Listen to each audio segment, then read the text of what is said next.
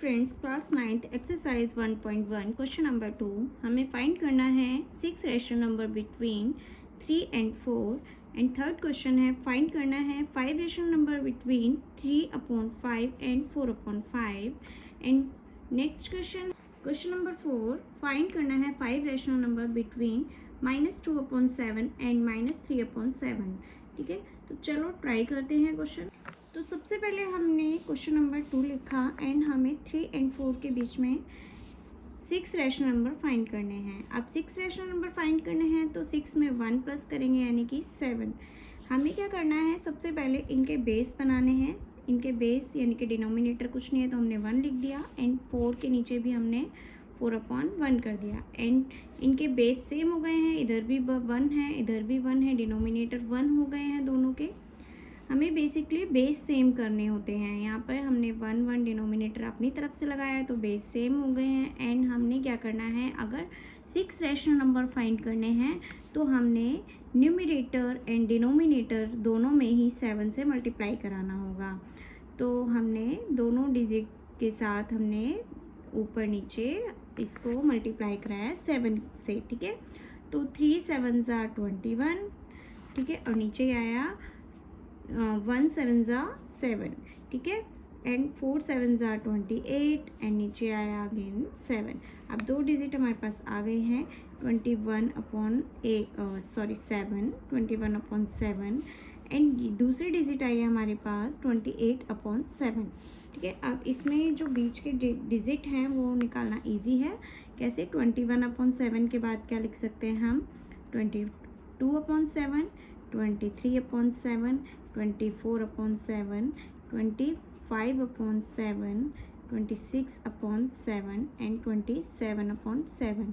ठीक है, अब देखो यहाँ पर काउंट करो कि कितनी डिजिट निकल के आई हैं हमारी, 1 2 3 4 5 6, क्योंकि बीच की रैशनल नंबर हैं ये। ठीक है, इसीलिए हमने इसको 7 से मल्टीप्लाई कराया था।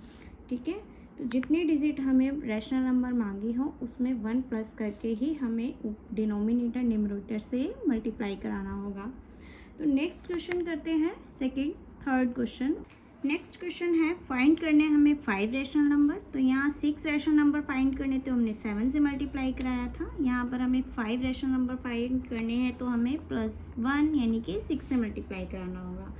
तो फर्स्टली हमें ये देखना होगा जो हमारे पास डिजिट हैं उनके डिनोमिनेटर सेम हैं।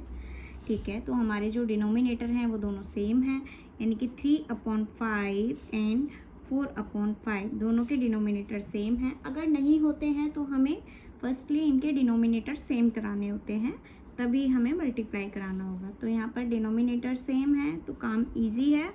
तो हमने 5 रैशनल नंबर फाइंड करने हैं तो हमने अंश और हर यानी कि न्यूमरेटर एंड डिनोमिनेटर दोनों में 6 से ही मल्टीप्लाई कराना है। ठीक है, तो यहाँ पर जब हमने मल्टीप्लाई कराया तो 3 6 जा कितना होता है 18 एंड 5 6 जा 30। ठीक है, 4 6 जा 24 एंड 5 6 जा 30। अब बेस सेम है दोनों के एंड यहाँ पर हमारे बीच के जो डिजिट हैं वो फाइंड हो जाएंगे 18/30 एंड 24/30। इनके बीच के जितने भी डिजिट आएंगे वो हम लिख देंगे। 18/30 के बाद 19/30, 20/30, 21/30, 22/30 एंड 23/30। ठीक है, तो कितने डिजिट हमारे पास आ गए हैं, 1 2 3 4 5, क्योंकि हमें 5 बोली थी और तो हमने 6 से मल्टीप्लाई कराया तो हमारे पास जो कितनी 5 डिजिट आ गई हैं। तो इस तरीके से ये हमारे पास डिजिट आ जाएंगे। देन आते हैं हम क्वेश्चन नंबर 4 पर। ठीक है, अगेन हमें क्या करना है, हमें 5 रैशनल नंबर फाइंड करने हैं एंड जो डिजिट है उसमें हमारे पास माइनस के डिजिट दे रखे हैं। तो सबसे पहले हमने वही देखना है, डिनोमिनेटर सेम है तो ठीक है, थोड़ा काम इजी है। तो डिनोमिनेटर सेम है तो हमने लिखा -2/7 एंड यहाँ लिखा -3/7। ठीक है, अब यहाँ पर हमें कितने रैशनल नंबर फाइंड करने हैं, 5, तो 5 + 1 यानी कि 6। न्यूमरेटर एंड डिनोमिनेटर दोनों में हमें 6 से मल्टीप्लाई कराना है। ठीक है, तो करा दिया हमने एंड कराने के बाद आएगा हमारे पास 2 6 12 तो जो हमारे पास आंसर आएगा उसमें भी माइनस लगेगा। एंड 6 7 ज़ा 42, ठीक है। यहाँ पे 6 3 ज़ा 18 माइनस लगेगा एंड यहाँ पर आ जाएगा 7 6 ज़ा 42, ठीक है। यहाँ पर जो हमारे बेस से हो गए हैं सेम एंड इनके बीच के जितने भी डिजिट हैं वो हम फाइंड कर लेंगे। तो हम लिख देंगे -12 अपॉन 42 एंड यहाँ लिख देंगे -18 अपॉन 42, ठीक है। तो पहले तो वैसे ये वाली डिजिट कोई भी लिख सकते हैं, हमें बीच के डिजिट चाहिए। तो -12 अपॉन 42 के बाद क्या लिखेंगे हम, ठीक है। तो -12 अपॉन 42 के बाद हमने लिखा -13 अपॉन 42, फिर -14 माइनस साथ में चलता जाएगा 42, -15 अपॉन 42, -16 अपॉन 42 एंड -17 अपॉन 42, और हम कहाँ गए -18 अपॉन 42, ठीक है। तो हमने जब 6 से मल्टीप्लाई कराया तो हमारे पास कितनी digit I, 5 digit I. Between 5 digit हमने फाइंड कर ली हैं जो कि रैशनल नंबर हैं, ठीक है। तो ये इस तरीके से फाइंड हो जाएगी। अब मैं आपको एक क्वेश्चन बताती हूँ जिसमें आपको डिनोमिनेटर जो होंगे वो सेम नहीं होंगे, जिसमें जैसे बेस सेम नहीं होंगे तो सबसे पहले हमें उनके बेस सेम करने होंगे। तो वो किस तरीके से होंगे वो बताती हूँ। ये 9th क्लास के 1.1 एक्सरसाइज का एग्जाम्पल है। इसमें आपको जो डिनोमिनेटर दे रखे हैं वो सेम नहीं है, तो यहाँ पर सबसे पहले हमें इनके डिनोमिनेटर यानी कि बेस सेम करने होंगे। तो बेस सेम करने के लिए हमने क्या करना है, जो नेक्स्ट वाला जो डिनोमिनेटर है उसको ऊपर एंड नीचे दोनों तरफ मल्टीप्लाई करा देंगे, ठीक है। तो 8 दूनी 16 एंड 7 8 56, ठीक है।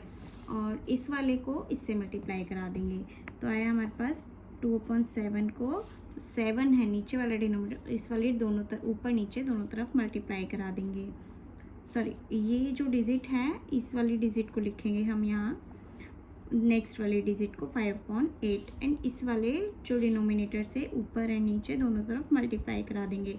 तो 5 7 ज़ा 35 एंड 7 8 ज़ा 56, ठीक है। अब देखो यहाँ पर हमारे जो है बेस सेम हुए हैं। अब बेस सेम होने के बाद इनके बीच का जो गैप है वो भी हमें दिख रहा है, यहाँ है 16 एंड यहाँ है 35, यानी कि 16/56 है, यहाँ 35/56 है। तो बीच के गैप दिख रहे हैं, यानी कि हम इन्हीं में से ही 5 रैशनल नंबर फाइंड कर सकते हैं, हमें मल्टीप्लाई कराने की ज़रूरत नहीं है।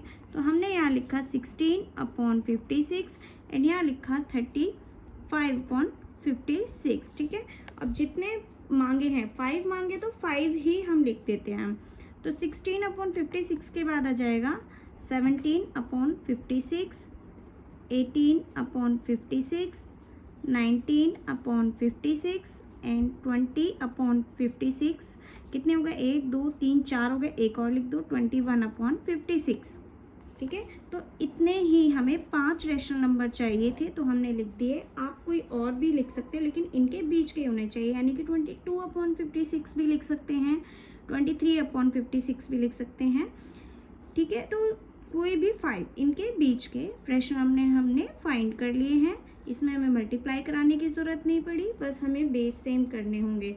तो इस तरीके से जब भी हमारे जो बेस सेम नहीं है तो बेस सेम करने होंगे, दोनों के डिनोमिनेटर को दूसरे डिजिट के न्यूमरेटर एंड डिनोमिनेटर से मल्टीप्लाई करा के बेस सेम कर देंगे एंड उनके बीच के डिजिट हमने फाइंड कर लेंगे, जितने भी रैशनल नंबर होंगे वो फाइंड कर लेंगे। ओके।